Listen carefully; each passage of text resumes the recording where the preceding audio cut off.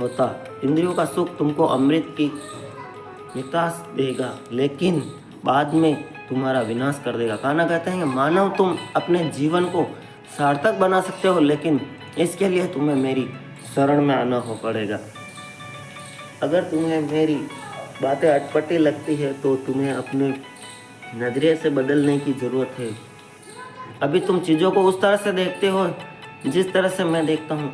अगर मुझ पर विश्वास कर लिया तो तुम्हें जीवन में कभी निराश होना नहीं पड़ेगा।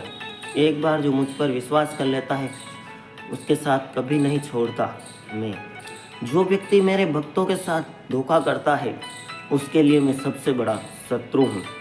अगर किसी ने मेरे भक्त को एक बार भी धोखा दिया तो जन्मों जन्मों तक मैं उसका उद्धार नहीं करता हूँ। हर दिल को एक मंदिर की तरह देखता हूँ। जो दिल जितना सुंदर होता है वहाँ मैं उतना ही अधिक ठहरता हूँ। श्री भगवान कहते हैं, इस दुनिया में तुम प्रेम सभी से करो, लेकिन पूर्ण रूप से विश्वास किसी पर मत करो। अगर तुमको भरोसा करना है तो केवल परमात्मा का करो। जब तुम शुरुआत करोगे तो स्वाभाविक रूप से तुमको असफलता मिल सकती है। कई बार तुमको गिरना भी पड़ सकता है, लेकिन का मतलब यह नहीं होना चाहिए कि तुम उस काम को करना ही छोड़ दो।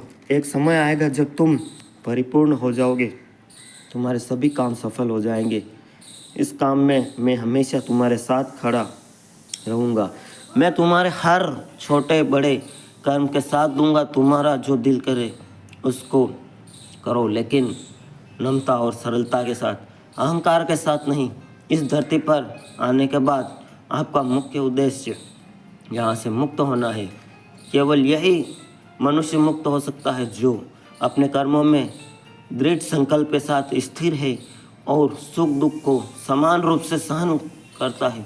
जो मनुष्य अपनी आत्मा की बात सुन सकता है वह मुझसे बात कर सकता है और देख भी सकता है। जो आदमी मुझे हर चीज़ में देखता है और मेरे होने का एहसास अनुभव करता है वह मेरा सच्चा भक्त है। ऐसे भक्तों से मुझे प्रेम है। ऐसा कोई नहीं जिसका सदियों से अस्तित्व है, ना ही ऐसा कोई है जिसका सदियों बाद अस्तित्व रहेगा। यहाँ कुछ स्थायी नहीं है। मैं सभी के घरों में निवास करता हूँ, सभी की आत्मा में निवास करता हूँ। मेरी ऊर्जा सभी जगह समान रूप से वितरित है। जो मुझे पहचान लेता है उसको मैं भक्ति रस प्रदान करता रहता हूँ। दुनिया का सबसे बड़ा पापी अगर समर्पण के साथ मेरी